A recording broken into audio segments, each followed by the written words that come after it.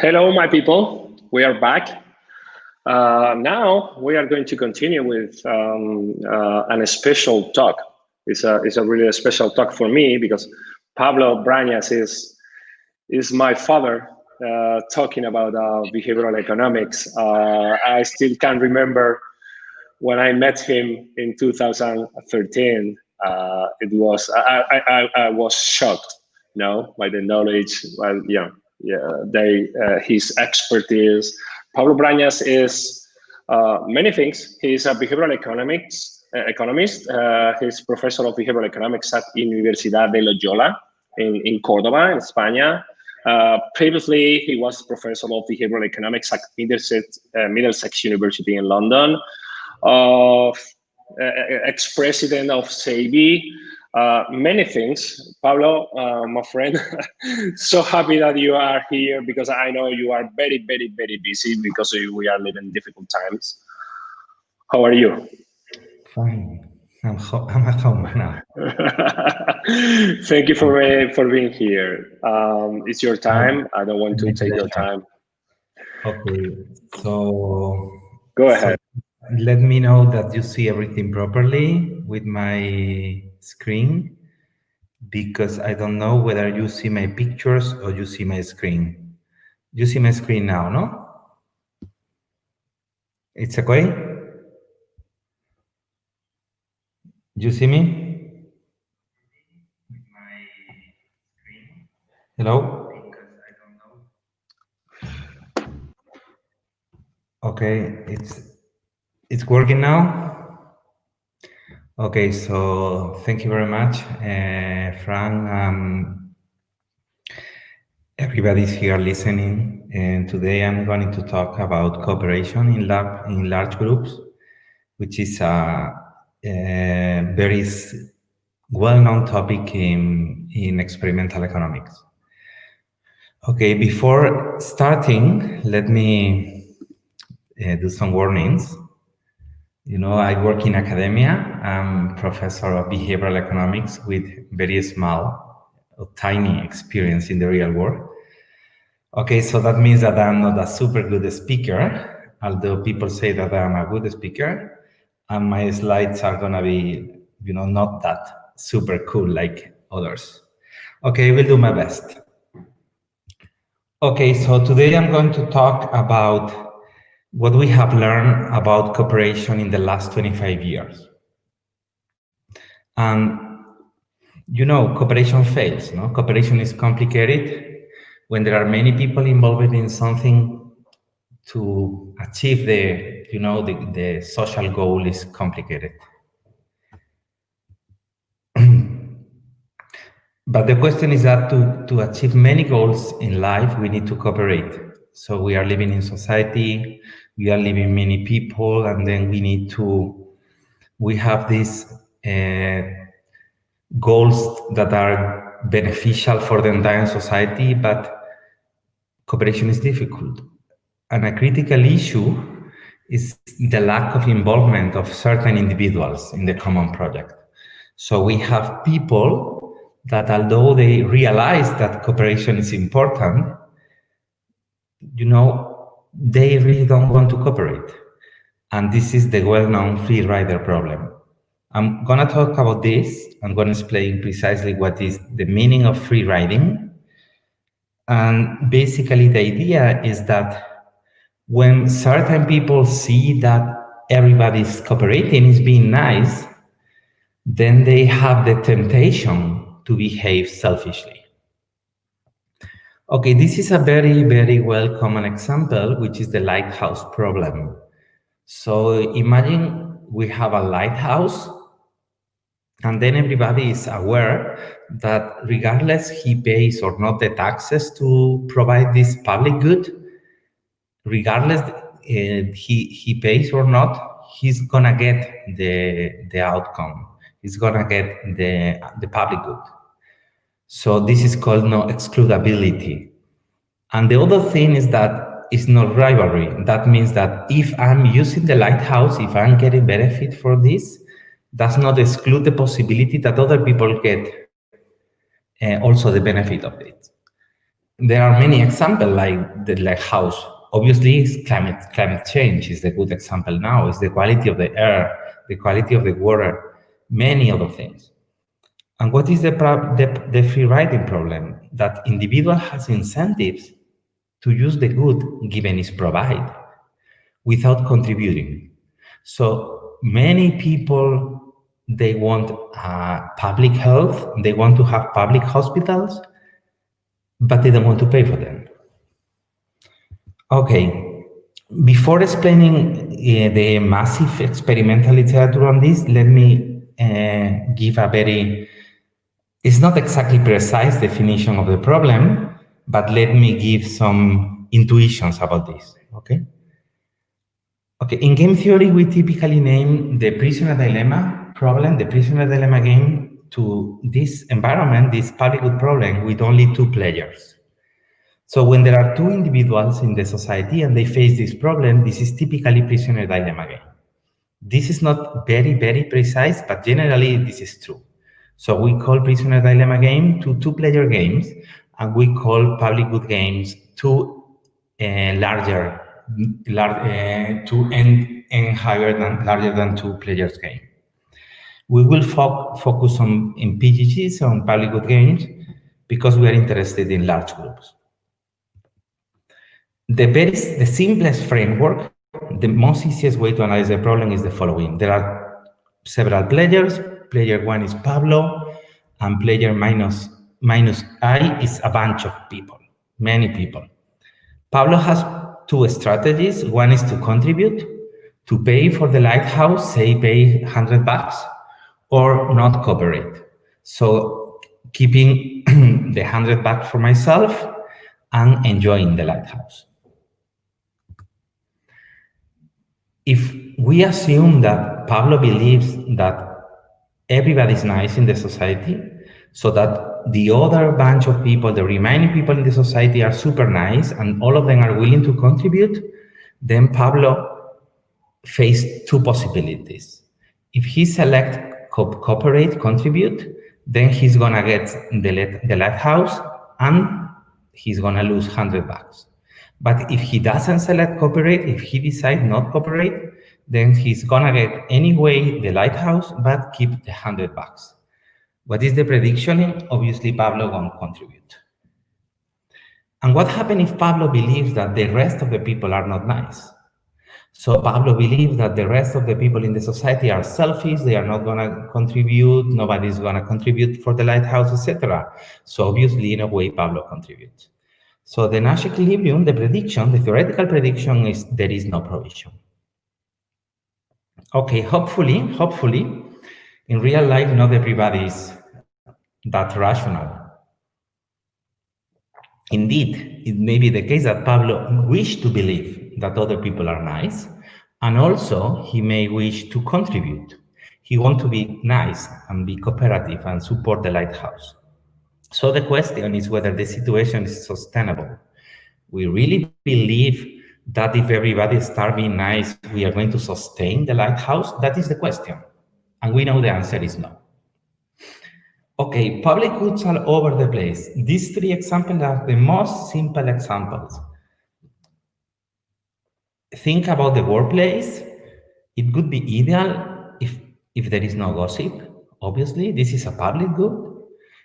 Even better if everything is clean and tidy. Or obviously, if people switch the mobile phones off every time they are in the office or in the train or many other places. You know, people ideally, if they were cooperative and nice people, they will stop gossip or trying to keep everything tidy or being silent and not making noises with the mobile. But this is not true. For the last 20 or 30 years, experimental economists has been trying to find a mechanism, an institution to solve the free riding problem, to solve this problem. So to provide the rules, to provide the institution in such way that people behave correctly. That means people do not free ride. And then we are able to sustain cooperation. Okay, what we do is lab experiments. So what we do is to run experiment in order to understand how people behave and in order to see whether certain institutions are useful to solve this problem. And then I'm going to explain a little bit about lab experiments and the limitation of lab experiments, and then how we conduct experiments about cooperation, and then I will provide some results. Okay, what is exactly a lab experiment? A lab experiment is, we have a lab, I will show a photo later, where we have participants, and then we have these participants are typically self-selected participants. We have a baseline, we call this the control treatment, and then we have also a treatment where what is exactly what we want to try. So we have a control, and in the control we run, say, a standard situation, and in the treatment we change something, like in, placebo, or we have these interventions in medicine where we give certain people some medicines, and to other people they receive a placebo pill. So we have this control and treatment, which is exactly what we want to test. Then we have self-selected participant, typically a student in the university, not necessarily participants, students. As you may probably know, there are now many people running experiment in Amazon Mechanical Turk, and they are not a student. We have monetary incentives. That means that if you decide to buy the public good, you pay the money and you lose the money, the real money. If you decide to defect, you get the public good, but you don't pay the money. So you have real incentive for this. Then there is anonymity, and this is so important in the sense that you interact with people that you don't know at all, which is not very realistic in real life. So there is no history, so I don't have any personal relationship with these people, with this person in any sense, in the good or in the bad sense. And I think this is even more important, there is no future. So once you finish the experiment, you finish the experiment. So there is no reputational concerns, there is not trading favors or something like this. What we learn from this, what we learn from experiments. Basically, we learn that very precise institutions may work or not. So what we do is to see whether this particular thing that we have designed is working or not. So we have, imagine a situation where we have a public good game, treatment 1 is the baseline, and then we have treatment 2, which is, I don't know, we give all participants to the lab, we gave a Coca-Cola to all of them. And then we see that providing people Coca-Cola improve cooperation. So then we have under very precise institution to give Coca-Cola yes or not, and very particular subject, for instance, students, very clear payment schemes, so you get the Coca-Cola or you don't. Without previous and future interactions, we see whether giving Coca-Cola is better than not giving Coca-Cola. So this is exactly what we learned from the lab experiment. So the question is whether lab experiments are informative or not. So what we learn from lab experiment is how people react to treatments. Okay, so how people behave under treatment 1 or under treatment 2. And an important thing here is that if we decide the experiment, if we design the experiment, we are the ones who decide the treatment. So participants are randomly assigned to treatments, and then we observe whether the treatment works or not, or even perhaps works, but in the opposite direction or whatever. And there is a very important concept, which is called the lower bound.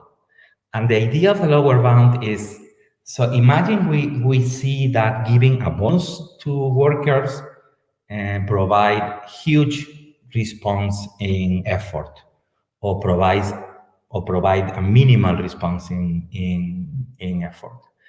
So if we see this in the lab, probably in the real world it's going to be magnified. So we get a very, very lower bound because the conditions are extreme. So this is extremely artificial. So most likely in the real life, it's going to be much higher.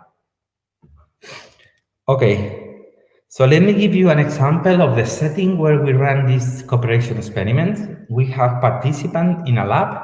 This photo came from Vienna lab in Austria. Subjects are typically randomly assigned to groups, say group of size 4. They have to decide whether cooperate or not. Sometimes the decision is not cooperate or not, it's a continuous set of strategies. So the participant may say, I want to contribute 0, 0.1, 0.2, or whatever. And then they make a decision, they get feedback, and they play again. And then they play again, and they play again. Okay, so let's talk a little bit results. So what we have learned about cooperation. So I would say this picture reflects quite well what happened in the lab. So we have a huge number of people in the lab playing this game. They are in groups of 4 people, and then they start cooperating. If you see here, for instance, number 6 means that 60% of the people decide to cooperate. Number 4 means that 40% people started cooperating. Okay, so then you see that the top line, the one with these white squares, is always over the black one with the black dot circles.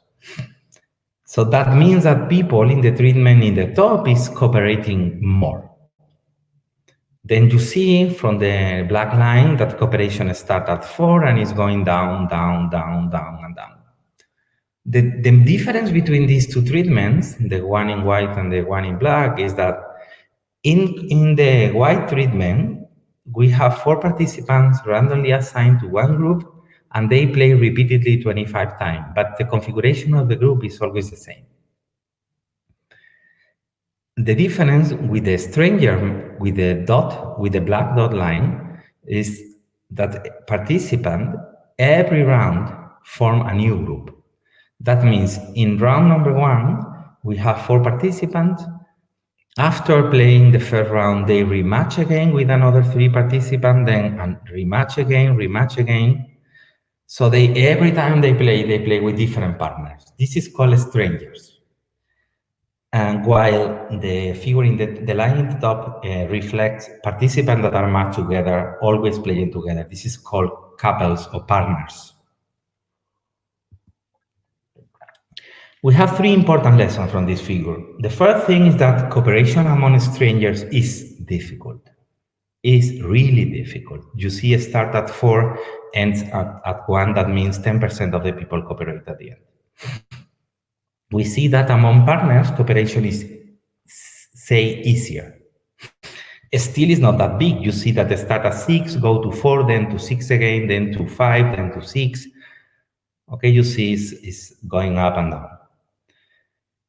And there is an systematic evidence of this called decline. Sustaining cooperation over time is really, really difficult. So still you see that even among partners, cooperation is sustained until round, say, 13, 14, and then goes down. And after round 20, is going really down. This is called the end game effect. So when people are realizing that the story is going to finish, then they start defecting because they are not interested in cooperating anymore. And the idea that we have here is that people, when they start cooperating, they are nice and they try to be nice with the other people. So they give these good signals that, you know, I'm a nice guy, I'm cooperating, and then everybody's being nice to each other, and then they are able to sustain cooperation. But once the story is coming to the end, there is no need to hide your real type.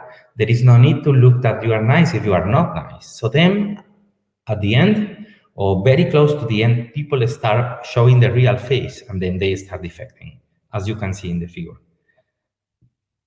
So there is a well-known story here, which is called conditional cooperation.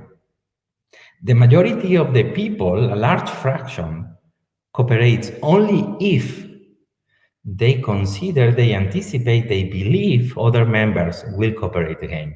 This is called the sucker problem. No, people, they really don't want to look like a sucker. They don't want to lose. They are completely stupid.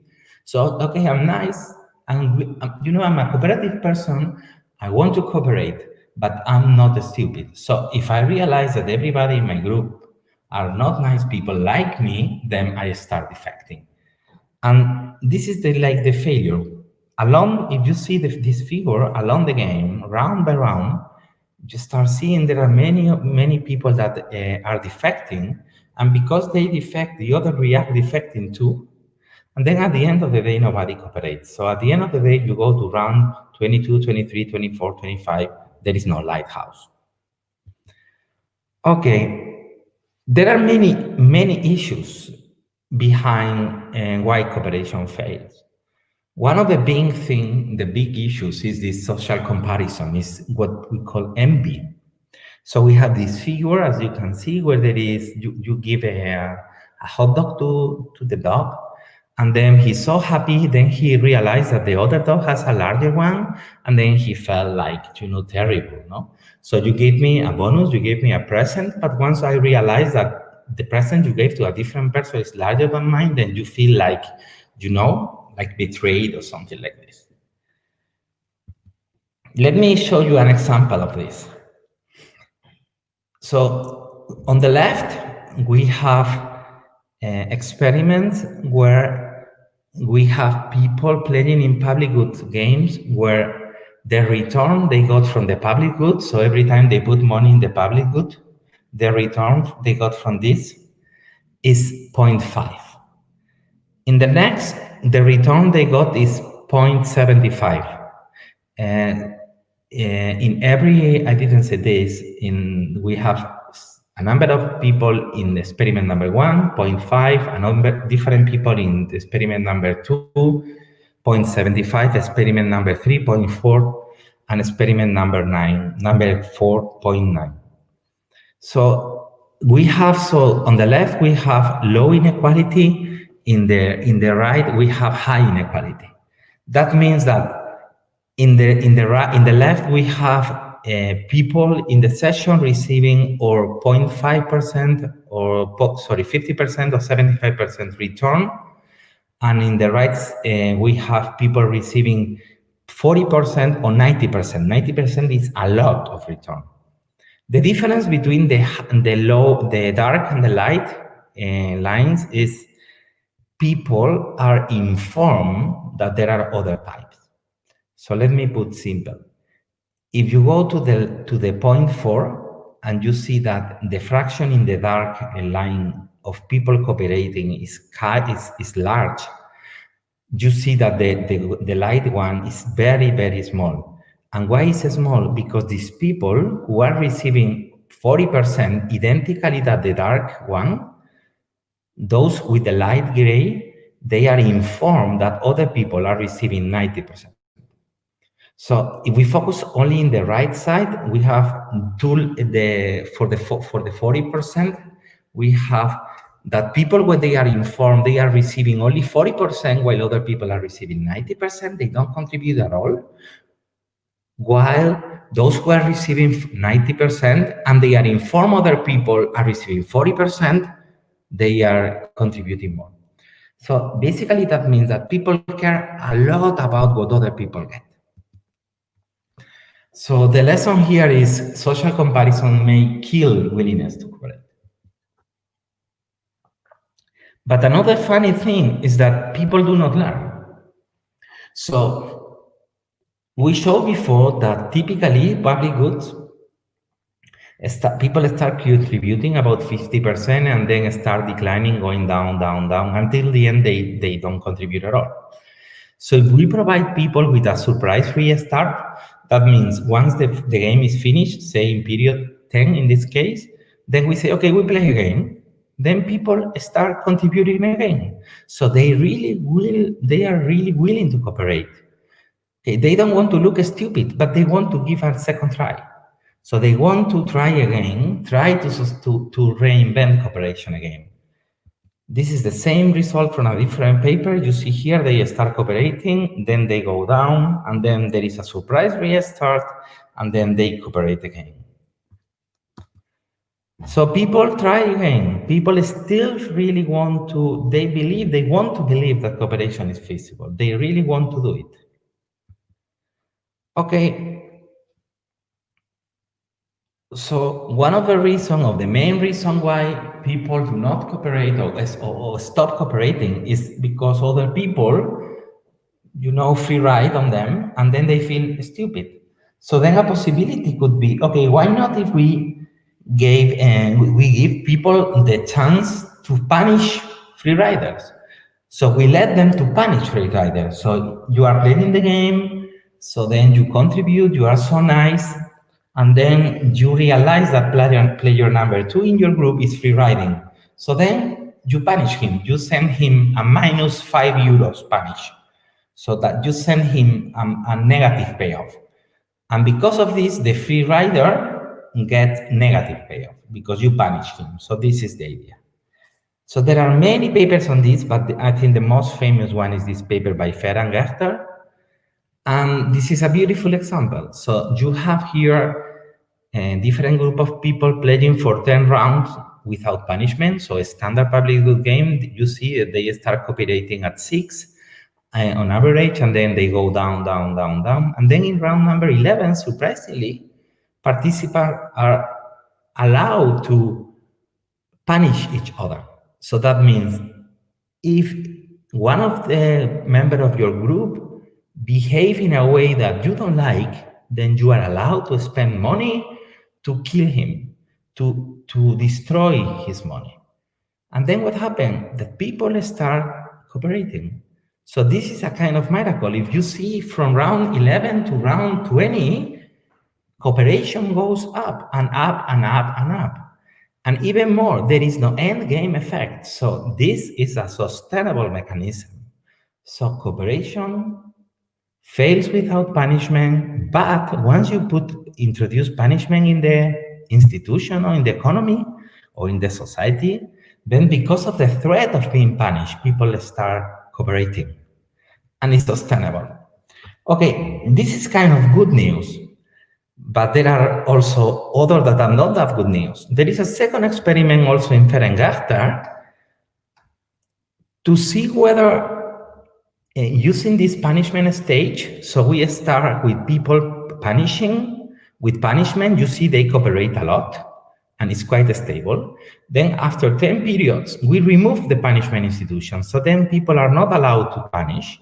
And then we see whether this system works. So people are, once you remove the possibility to punish, then people continue cooperating or not? And the answer is no. So once you remove the threat, automatically everything goes down again. These slides show this cooperation before and after with groups and strangers, with partners and strangers. As you can see, if you use cooperation with punishment with partners, then you have 100% cooperation. So if you keep the size of the group, you keep the participant in the group the very same from the very beginning to the end, and you let them to punish each other, then you see, you got it. So you get full provision of the public good. So in summary, punishment works quite well, especially among partners. However, even after experiencing the advantage of cooperating, still people, once you remove punishment, they have the temptation to free ride again. So take care with this. So if you put rules and these rules are strict, take care with removing the rules, because the real type, the free ride type, emerge again once there is no threat. Okay, obviously, many of you will ask, okay, why not rewards instead of punishment? Why not giving rewards to people that are behaving super nice, they are super good citizens, they are cooperating? Why not giving them some rewards, given that they are doing the good thing, and not punishing anyone? Okay, so this is the story, no? This is the carrot or the stick, no? Okay, there is evidence on this too. So on the left, we have an experiment where people are getting rewards, monetary rewards. So if they behave nicely, then they get this bonus or they get something. And then you can see from the beginning, from round 0 to round 10, that people start behaving nicely. So once you remove in round number 10, you remove these rewards. So you think that everybody now will get used to cooperate and they are used to do the right thing. You remove the rewards and then everything goes down. So this really does not work in the long term. What happens if you do for larger time, instead of having people only 10 rounds, receiving rewards, why not? Keeping these rewards for longer time, say 20 periods, result is mostly the same. So during the time you are having these rewards, people are doing well. It's not as well as in the punishment, but it's fairly well. But once you remove these benefits, everything goes down. And this is something that I really wanted to show, because this is a very, very nice example with uncertainty. So you say among your workers, hey guys, if you do the right thing, you keep everything tidy and you don't make noise or whatever in the company. So you randomly, I will select one day to give you a reward to those who are being contributors. And then, so you don't specify clearly when you are going to monitor people to see whether they are keeping the environment tidy, etc. You say, okay, one of these days I will check. It's something uncertain. Okay, if you do uncertain rewards, okay, the lesson is very clear. It's not going to work. So this is quite clear. It's not working. Okay, so then the message is rewards also work quite well, but do not prevent decline at all. And the payment scheme has to be transparent with no uncertainty, because if you have some uncertainty, it's not going to work.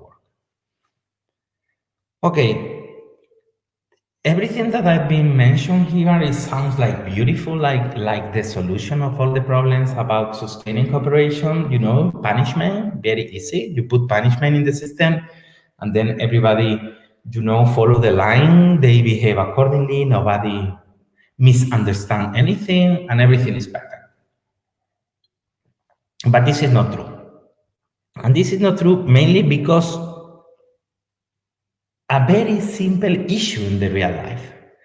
In the laboratory, when we have people playing in groups and they have to decide whether to cooperate or not or whatever, it's very easy to identify who is the free rider. So it's extremely simple to say, okay, player number 3 is free riding.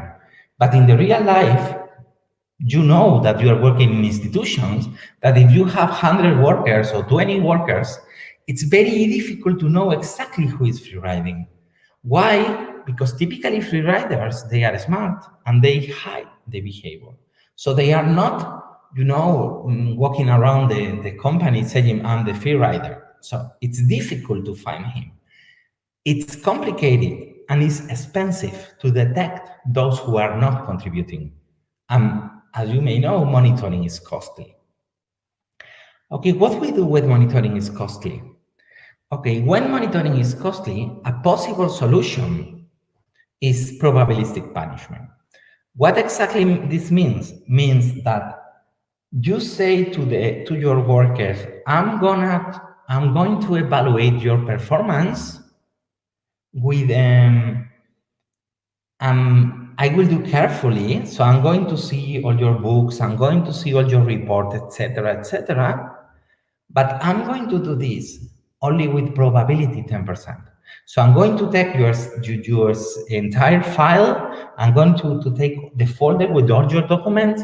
I will bring to my office, and then I will toss a coin, better a dice with 10 faces. And then if you get number 3, I will open the files and I will see carefully. And if you fail, you will have a huge punishment. Okay, in terms of the expected benefits, it's exactly the same for the company, because for the company it's going to be the same to put a fee to someone with for 1,000 or 10,000, but for the citizen, for the employee, it's gonna be kind of costly, because he's gonna multiply the probability with the punishment, and then this is gonna be huge. This is called Bayesian punishment. Let me give you an example of this. We ran this experiment many years ago. On the left, we have the baseline. We have people contributing in a standard public good game, and you see people contribute all over the place. So in the first round, you have people contributing 0, 10, 20, 30, 40, 50, whatever. And then on the right, we have a different treatment, and there is a threat. And then we told people with positive probability, even we did not say the probability, we just said positive probability, we will open the files, well, we will see what are you doing, we will see whether you are cooperating or not. And if you are not, we close the group. So we end the game, you start getting money. And you see the results. The results are super clear. So from the very beginning, every single individual start fully cooperating. Why? Because there is a threat which is real, and if they fail, and we are able to detect them, then they are going to be killed in the experiment. So they are not going to be able to earn a single penny. Okay? And then finally, I want to talk about heterogeneity. What is heterogeneity? That you work in companies, probably you work in companies all over the place, here in Europe or in the US or in many different places in the world. And we have this idea in these, say, Christian countries that free riding is bad. So we have the idea that we have some moral values, and then we consider that if we are in a group, and if there is someone who is not doing the right thing, he deserves to be punished. But this is not necessarily true all around the world. I'm going to show you this figure. This is a paper from Benedict Herman. This is one of the most famous papers in this literature. He ran the very same experiment in all these locations, starting from Boston, Melbourne, Nottingham, St. Gallen, and then you go down, Istanbul, Minsk, Samara, Riyadh, Athens, Muscat. So what you have on the left is punishment, the standard punishment. So we have people punish free riders. In Boston, if you deviate, you get punished. In Melbourne, if you deviate, get even more punished. But what happened on the right side, this antisocial punishment, that people punish nice people. So what we observe here is that in certain places, in certain locations in the world, in certain cultures, if you are nice, if you are the contributor, some people punish you for being contributor. See, the last example is huge. So you see this Muscat or Athens even, you see that if you are different than the mean, that means if you are a nice person or a bad person, the probability of being punished is the same. So that basically means that being cooperator is not a standard rule all over the place. So there are cultures where being nice and very pro-social is super good, but there are other cultures where being pro-social is not that good, and you are punished. Okay, so I'm going to finish with 3 examples that I think that may be useful for you in human resources. The first example is this idea of companies as labs. So companies may run their own experiments in order to know whether incentives have the desired effect. So this is an obvious example. Imagine you are a car seller company, and then you say to all your workers and the people that are selling cars like you in your business, and then you say, okay, starting tomorrow, I'm gonna give you extra $100 for every car you sell. Okay, this sounds sensible and probably is going to work. You get $100 extra, and that sounds fine. But the question is, $100 is too much or too little? What is the point of $100? Why $100? Perhaps you offer 100 and then people feel offended or something like that because they think this is a ridiculous amount of money. Or not, or perhaps they got super happy because 100 is a lot. But the question is, you can use experiment, to calibrate things. That is a very obvious example. And this is something that many companies now, like water companies, they are calibrating the price of water using experiments. It's an obvious thing. The second example is improving the work environment. So you can design mechanisms to improve the public good. If you really want to have a tidy, silent, nice environment, which is good for everyone, it's good for productivity, it's good for everything, just design an experiment, just design a nice punishing policy to compel people to wear the mask. It's a very simple idea. Maybe probabilistic punishment is enough. If you don't wear the mask and I cut you because it's probability, you will get a fee of $100 or something like that. So it's kind of easy. And then finally,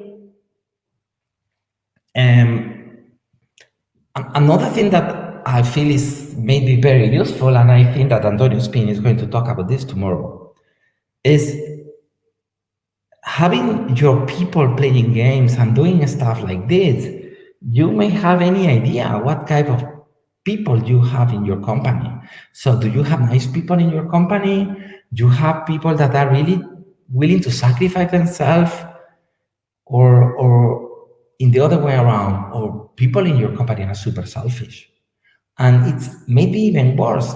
It may be the case that your company have 100 branch, and you have branch where people are super cool, and other where they are just super selfish people. They are terrible. There are questions, no? Like, okay, are product managers nice people? Are cooperative, or they are so selfish? Okay, I'm done now, and thank you very much for this opportunity. Thank you very much, Pablo. I enjoyed a lot as always. Very insightful, very knowledgeable, and very pertinent. This talk about cooperation in groups in these times.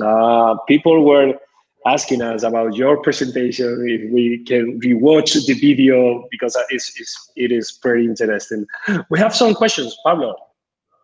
Mm-hmm. You said that the most of people are conditional cooperators. This means that one single bad apple, or even the expectation that there is one, can destroy cooperation in larger groups, right? Yeah, absolutely. Yeah, the question is that most of the people start facing a problem like this, making beliefs about people. So, you have to decide whether you want to be nice or not. And then the first thing you do is start thinking, okay, what kind of people are playing with me? What kind of people are here with me in this place, in this club, or in this organization? And then you say, okay, guys, if everybody's nice, I will be nice as well. Because most of the people, they have this, natural trait, which most of the people are nice. The question is, because there are these bad apples, people really don't want to look like a sack. So they don't want to be stupid. They don't want to feel stupid. So they are cooperative until a certain point. And then they say, okay, guy, I'm done. I'm not going to be nice anymore. So in certain sense, the problem is not that bad apples are only bad in the short run, is that they destroy future cooperation as well, because they kill incentive of other people to be nice. Sure. And knowing this, knowing your people is critical at this point if you want to control this kind of behaviors, as you said previously.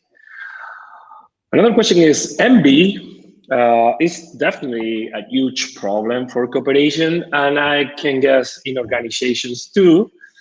Can envy be measured using economic gains? Yes, of course. What an obvious question, no? Yeah, there are many ways to do this. In fact, we do these kind of things. So we have ways to measure this with these very simple decision problems when you have to decide whether you want to certain amount for money for you or you want to share the money with other person. And then typically these are like very simple decision problems when you face situation where you get say 10 euro and then your opponent get 5 and then you decide what do you prefer 10 or 5, so everybody's going to take 10, but then you ask them again what do you prefer, 5 for you and 10 for your rival, and then still people say no, I prefer 5 for me. So people don't want other participant getting more than them. That is definitive. Yeah. Yeah, there is a certain moment when people switch the behavior and prefer to. Yeah, typically, no. So people, there is something intrinsic here that we don't want to be to earn less than other people. So it's something very dramatical. It's like at least I want to get the same.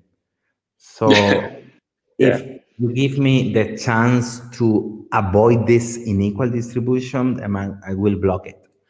Of course, this is not going to happen if the inequality is favoring me. This is only happening if inequality is against me. I think envy could be related with compassion, envy and compassion, and between them we can infer some other metrics like selfishness or fairness, not exactly fairness. Yeah, everything is quite related. So there are these moral people that are, very concerned about equity. But it's also true that it's much easier to be equal or be in favor of equality when you are thinking about unfavorable distributions. But the question here with envy is that there are many cases where people block other distributions that are not being beneficial for himself, but are not also detrimental, are just good for the other people, and then they don't accept it. Because people have this special morality, where when it's good for the other person but not for you, then it's bad. It's unfair. That's brilliant. We have another more question by Monica Capra, a good friend of you. Does anyone punish cooperators?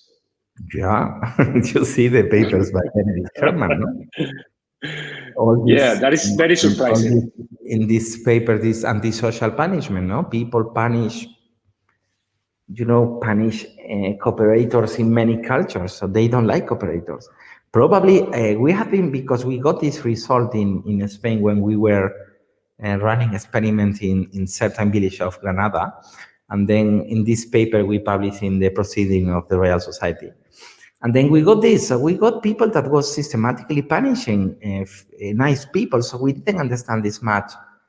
And one of the reasons we feel is behind this is that if I'm, say, not very pro-social person, and I'm in a group of mean people, and suddenly there is a super nice guy who is doing well, then this guy in certain sense is show me up. So now everybody see that I'm a bad person because he did it.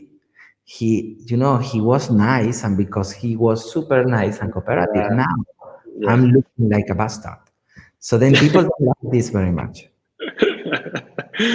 I think that we have time for one more.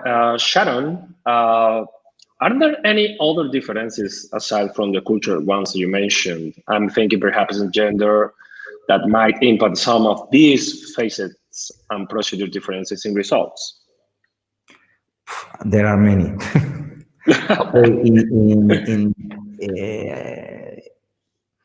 So just answering to your question, yes, gender is an obvious thing. So there are, in this literature, people say that pro-social preferences are context specific. So in certain context, men are more generous than women, and in other contexts, women are more generous than men, more generous, cooperative, pro-social, etc. Yeah, depending on the context. What we know from the literature is that when there is the opportunity of, say, personal exhibition to, to look like nice, then men are more likely to be pro-social because they want this opportunity to promote themselves. It's say a well-known result. In our case, we had not been working on this very much. We had been working more on time preferences. And then what we have found is that typically people that are patient, they think in the future. Typically, these people are more cooperative. While those who are like present-minded, so they don't think in the future, they typically are defector. This is a very simplified version of the issue, but more or less it's like this. People who think in the future, they are more likely to be cooperative. In fact, Pablo, we found this in a project we carried out last year. We found that cooperation and long-run orientation related to patient were maximizing group performance, right? And that is absolutely brilliant. Pablo, thank you very much. Thank you very much. We love you, well. And thank you for being here, for all the insights that you provide us. Talk soon. Thank you so much to everyone for listening.